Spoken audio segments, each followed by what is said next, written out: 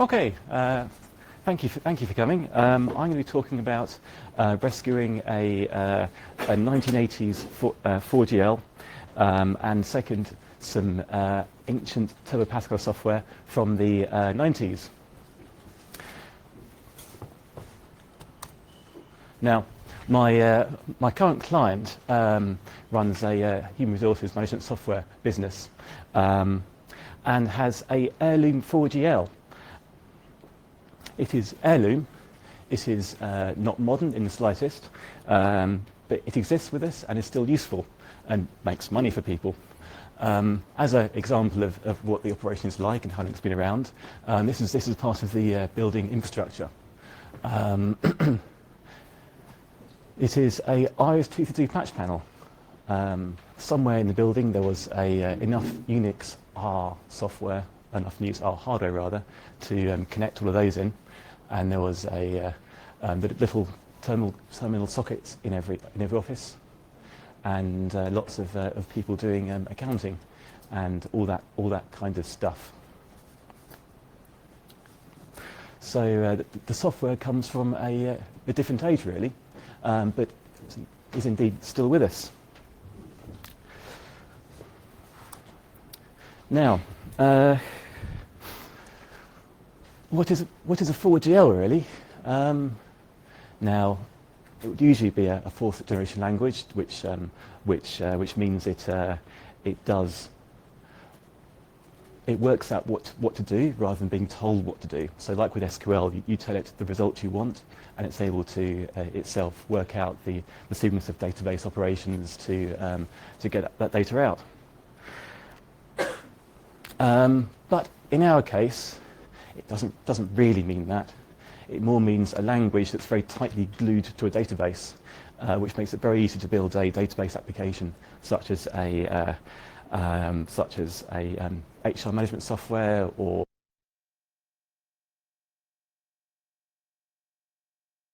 a leasing business, or your classic A-level project, a video library running Blockbuster with. These are all good applications for this kind of thing, and the fact that and the amount that it can work out which path to take, how to commute a query, doesn't really matter that much. It's more how easily can you build an application. So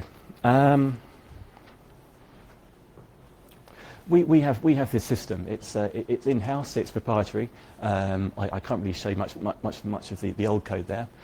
You wouldn't want to see the old code, but it exists still because it's actually making money for people.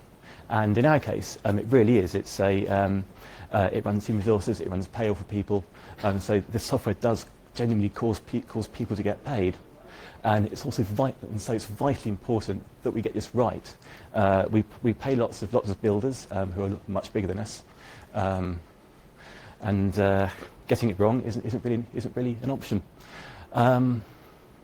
But software is from a different age, and whilst it still compiles under Linux, it originally was built under I believe either PA RISC or old version of Spark under Sonos. These days it compiles under 32-bit Red Hat. Obviously that's not an option for. Could you please speak louder than the air conditioner? Sorry, I'll do my best. Yes, so it still compiles as a 32-bit binary. So yes, that's now something from the past. We can't have it last forever like that. So we need to do something about it. And even compiling it now is quite hard. The knowledge for how it all works has gradually decayed away, and we're left with just its behaviour. So we have users of the language. We don't have the language authors themselves around to push it forwards. So what we need to do is sweep out this 4GL runtime from underneath it and replace it with something new. And that's what I've done using Perl.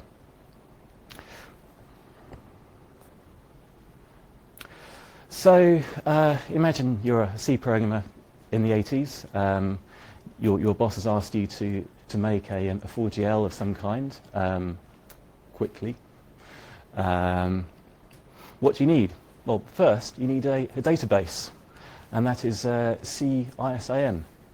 I think it's an Informix product. I think downstairs in the office there's with a big stack of manuals for it. I believe it is expensive, or at least was expensive, and it is a C API to a non-SQL database. So already no SQL database.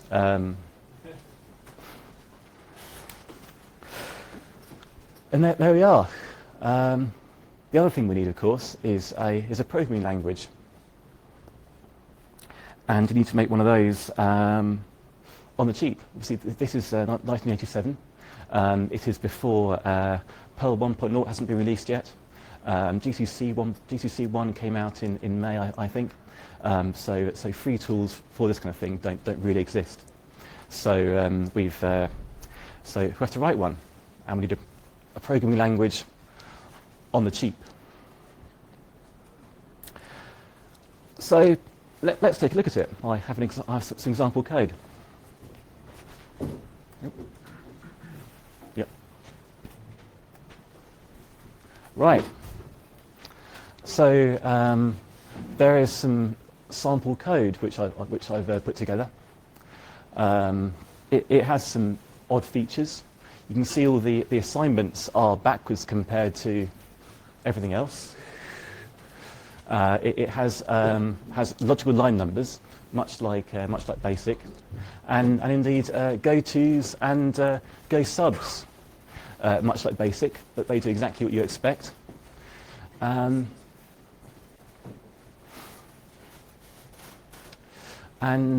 you also see the built-in database munging, where where fields from a column are magically glued into global variables. There's no other class of variables. Everything's a global.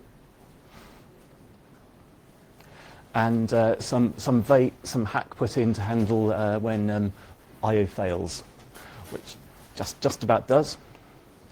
And it is line structured. So here you can see a line continuation operator, as new lines are part of the syntax.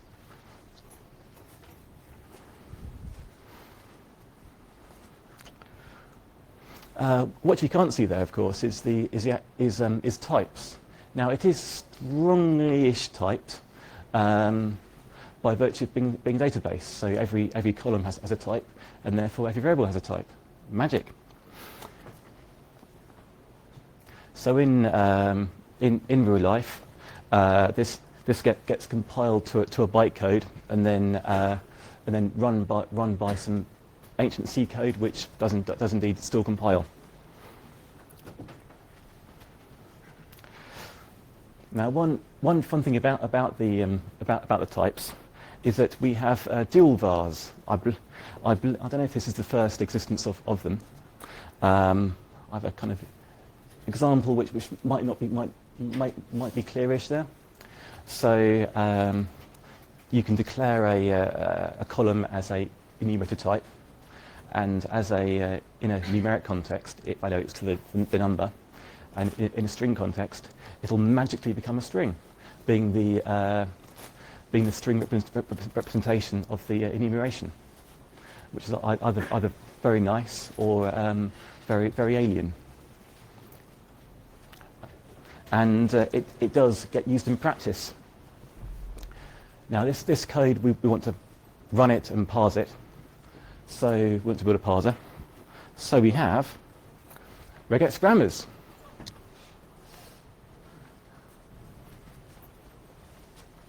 This is Simon Cousins' module for writing a parser. It lets you build a parser from recursive regular expressions. There's no need to write a separate lexer like you would if you're using Lex and Bison to write a parser. Dead simple. Not massively fast, but as long as your code's not too big, you're okay. So, and of course, it's quite easy, but if you don't know what the code's what it's even supposed to do, you can go through it step by step and build up your parser to match what you have. So we do this, and back to our example. So here I am looking at line 50, the code. Which we can explode out into a nice little parse tree like that. We'll take a closer look at that. Nice and simple for doing an assignment. And then we have our grammar for doing this. So it's all regex is all the way down. You start at statement set. And operations, assignments, blah blah blah, and you end up building a parse tree, which turns into a Perl data structure, so hash of hashes eventually, and there you are. You get data. Now, that code, that was the simplest line in the code. We have a worse one. Now, hit a line like that, which I marked with the lightning strike there, and it's horrible. How does it even work? You have a Perl style EQ there, which just means equality operator, not assignment. Some random calculations, a line continuation, another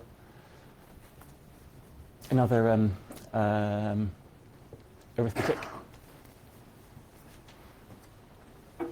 and lots of questions from that.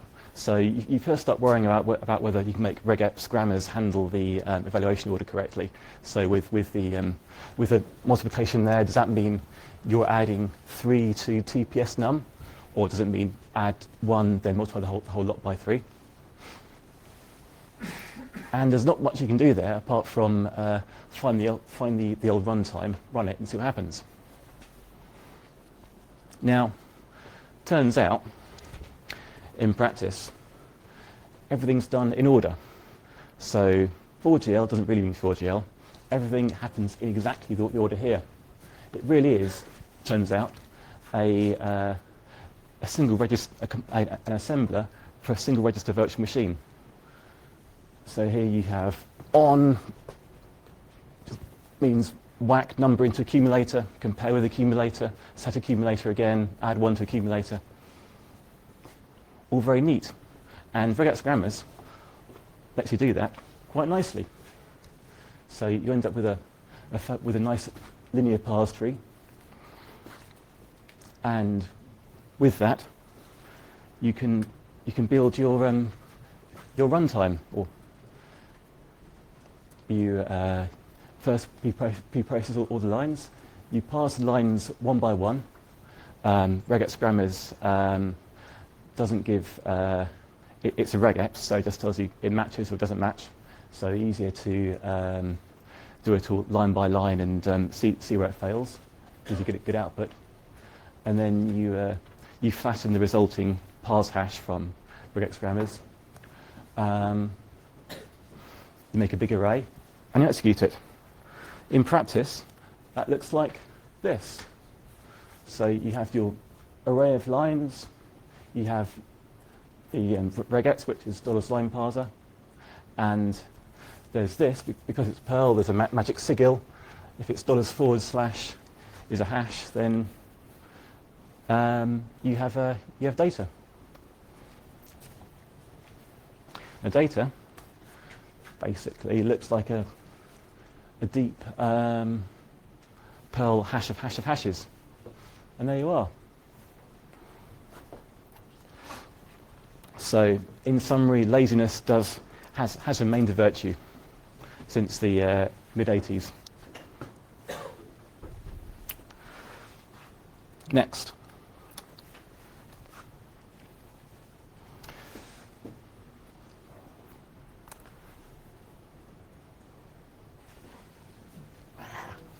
Hooray! So, before I go into a game, I'm going to show a demo using Perl. As turns out, you can do this. So, demos need harder to run on, and when I was fiddling around with these things, those were two nice bits of hardware you could write demos on.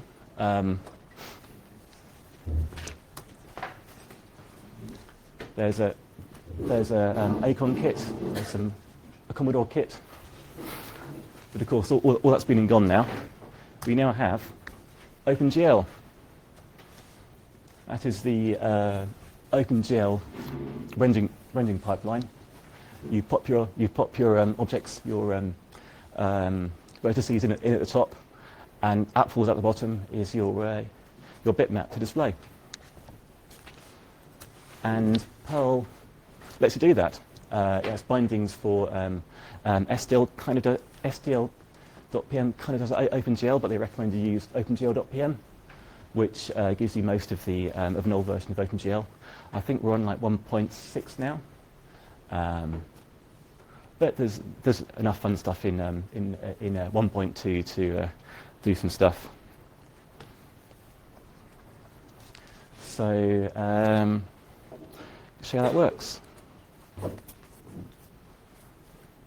So making an object is actually pretty straightforward. Chopped off the top there is your use OpenGL, and it's neatly packaged in Debian and Ubuntu, so it's dead easy to play with. Now what we're doing here is we're defining a polygon with four corners, so a square that fills the entire viewport. We give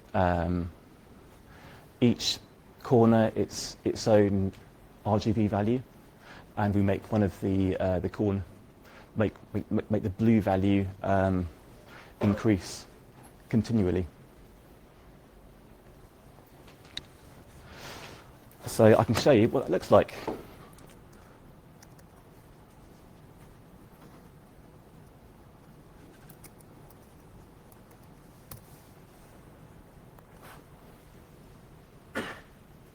Oh, yeah.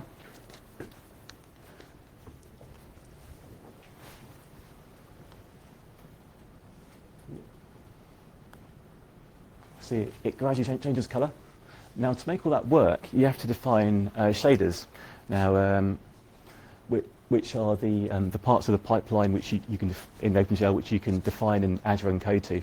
Nowadays, you can give it code in a C-like language, and it'll run it in a GPU. And should go nice and fast.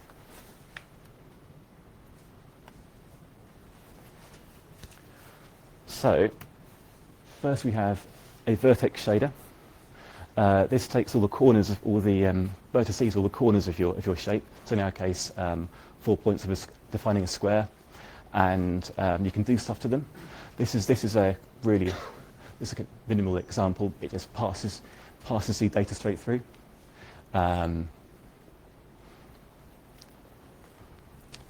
And the more common one is the color is the fragment shader, which is a program which runs for every pixel in the output.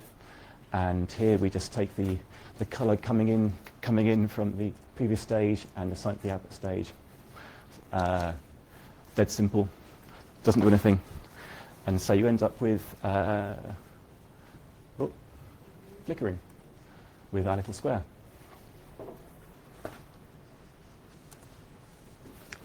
Like that.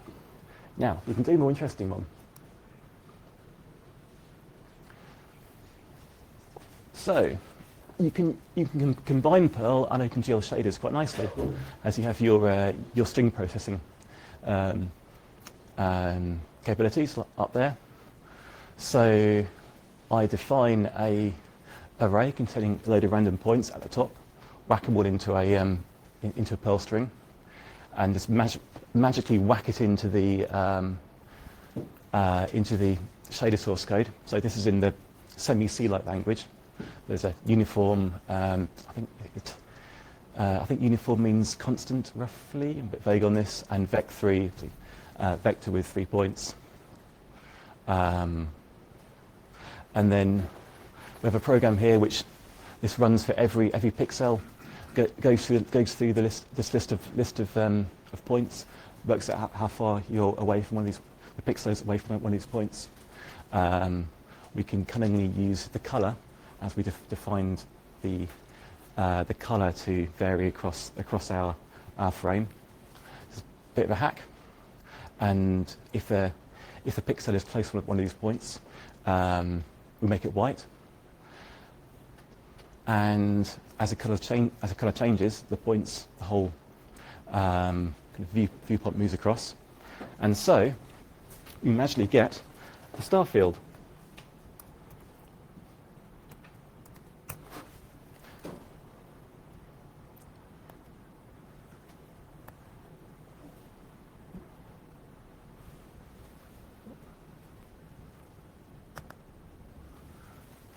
And if you look closely, there's stars moving across there. It's done in Perl. It's done in Perl, but running on GPU. In a dark room. There's your classic demo effect from the 80s. Thanks to Perl. Okay, that's demos gone. Let's write some games.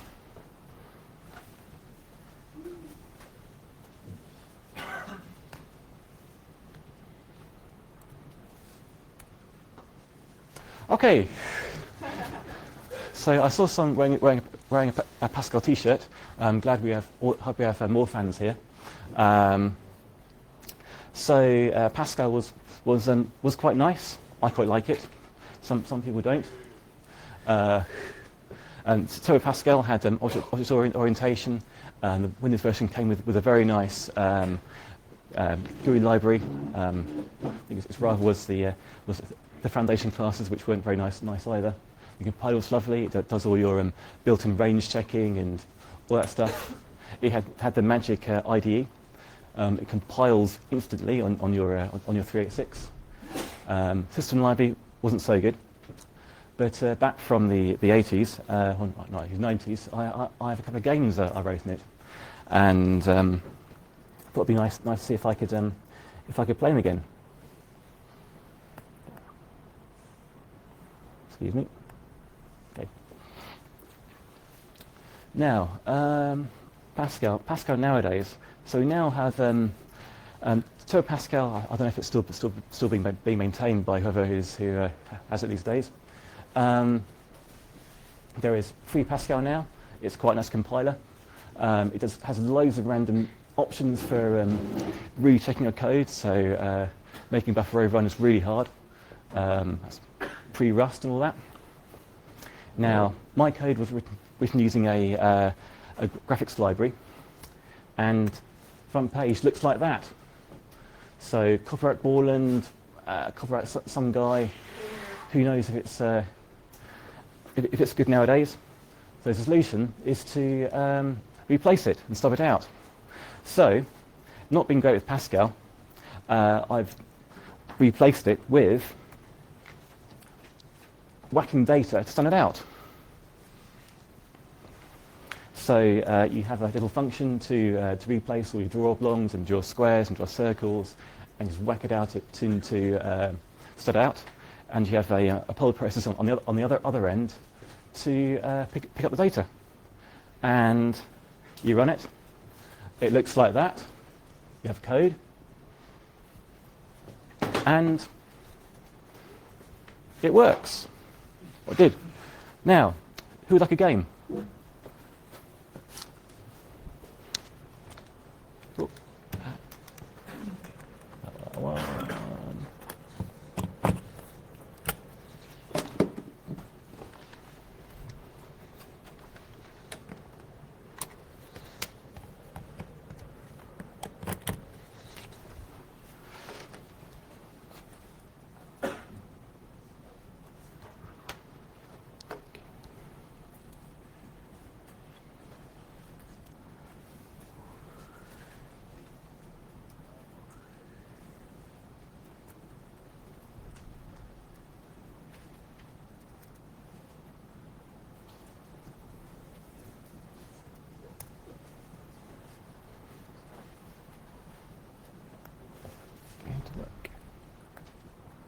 Oh. Let's break my screen for a minute.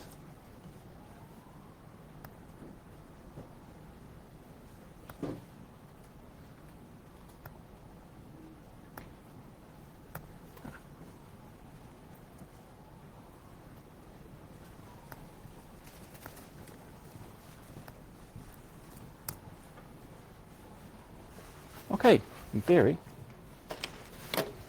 feel like a game.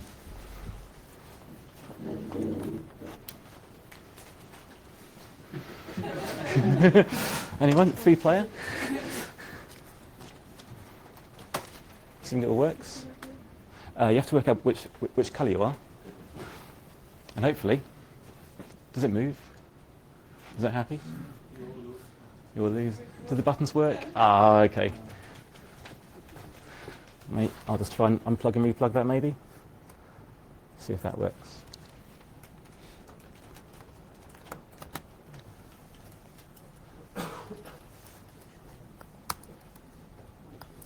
Run that again. Is that now happy? Yeah, that sucks. Okay, tell you what. Can I plug in 3? Yeah.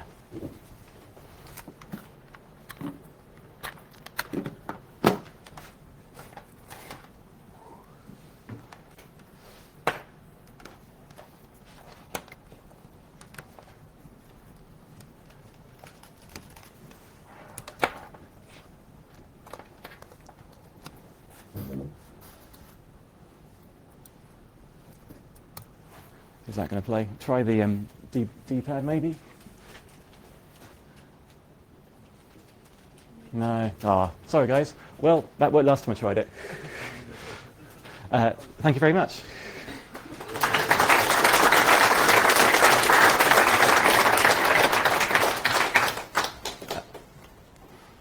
Any questions? I noticed that you said that a Blockbuster video library was to be the A-level project. Is that in any way related to Blockbuster going bust? It probably was, yes. I was just curious what gave you the idea to do that, because I never would have thought of it. And I remember Turbo Pascal very well. Why did we do this? Which is what gave you the idea? I met a old friend a few months ago, and he said he had a disc of these games on him, and I tried them in wine, and it broke. So So you had to get it back. so I had to recover them. What I wish I could have shown you was a genuine mid-90s play bug in Tron, by which you may have noticed all the you could cross all the colours, and it would allow that, which I reproduced perfectly. Really good, thanks. Thank you. Yeah, it's not a question, it's really just a comment, which is ironic, but I also did work recently on a 4GL with Perl, and I just ended up by putting some of it line by line from the 4GL to Perl, and your variant appeared to be particularly nasty. I mean, generally it seemed to be a sort of bastard cross between BASIC and Pascal, and that looked more basic, whereas my stuff looked more like Pascal. That looked awful. I think we've been blessed by the original author having been on a very tight deadline. So any advanced parsing was just well out, and as little as possible to get a working thing. For this project, we did originally try doing a line by line conversion of it, but found the bugs were just accumulating too quickly to. There's lots of little nuances in a thing like that, and there's a lot of code, and it wasn't practical in the end.